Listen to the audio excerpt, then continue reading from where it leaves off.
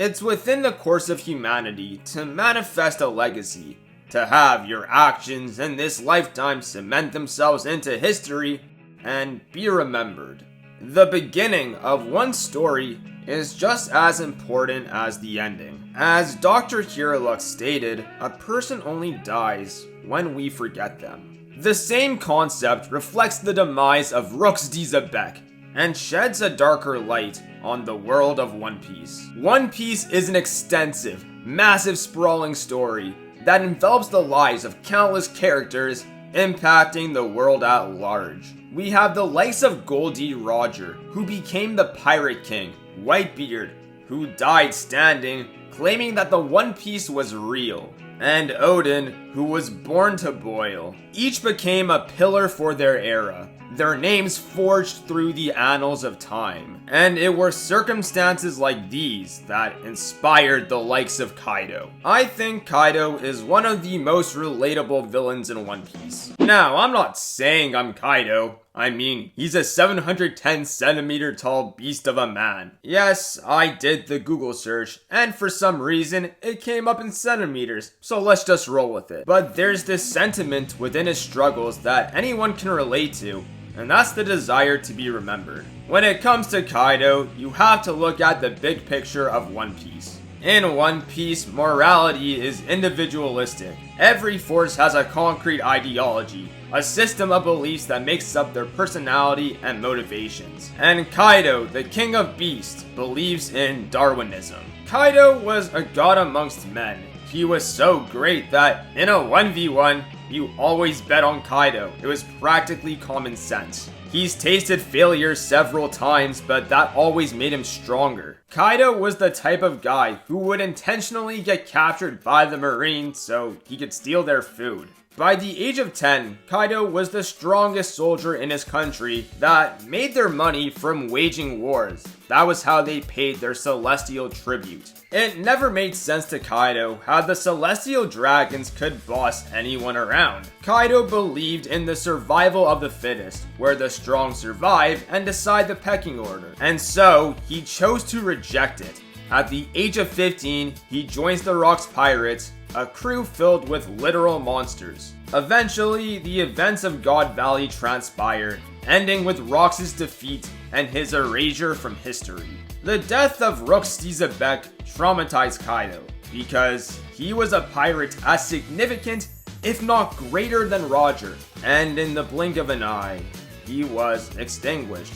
His story was unfinished, there was no conclusion, everyone forgot about him, and his death meant nothing. At that moment, Kaido saw injustice in the One Piece world for what it was: oppression.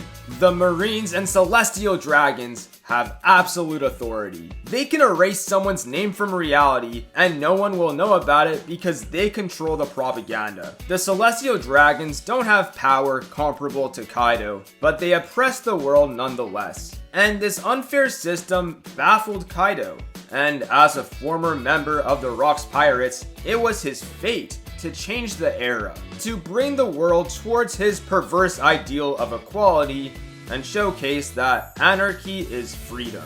At some point in his past, Kaido discovered Joy Boy, the beacon of freedom, the chosen one destined to change the world. Kaido accepted his lot in life, that he would never be Joy Boy, and if that was the case, then his goal was to become strong, stronger than anyone else. So when the next Joy Boy arrived, it would be the pinnacle of the pirate era. In his defeat, he would get the conclusion he desired. He would become a martyr that would reshape the world with his death. But Kaido couldn't die.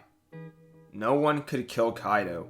Therefore, no one was Joy Boy. And so Kaido began to give up hope. Eventually, Kaido was introduced to Odin, and with Wano's ties to the One Piece, he thought this was it. Odin was Joy Boy. But before his eyes, Odin was killed. He couldn't do anything about it, and it was a stolen victory. Kaido drank himself into depression, trying to pass the time. That's why Kaido does things like jumping off sky islands or toying with his immortality, is to remind himself that he's still alive.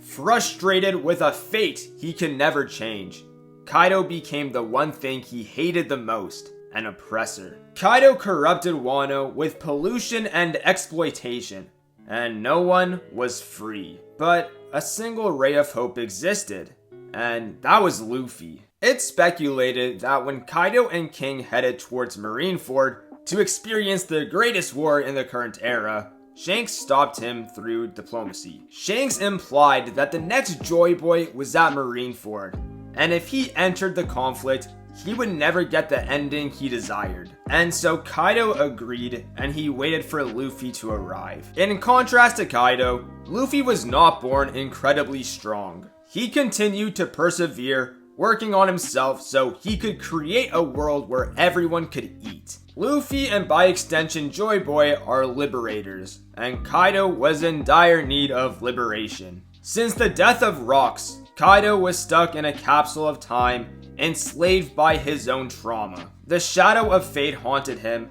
and there was no escape from his demise. Luffy is someone who doesn't kill his opponents, and that's because in the era of dreams and adventure, crushing someone's ideology is worse than death. Ironically, in Kaido's defeat, he achieved his dream. Everything in One Piece thus far was building up to Kaido. Every arc, every villain, every character, it was all building up to the climax of Luffy versus Kaido. Kaido is more than his backstory, more than his fight with Luffy. Kaido is the result of every theme in One Piece. Everything comes full circle, and everything in One Piece was about Kaido.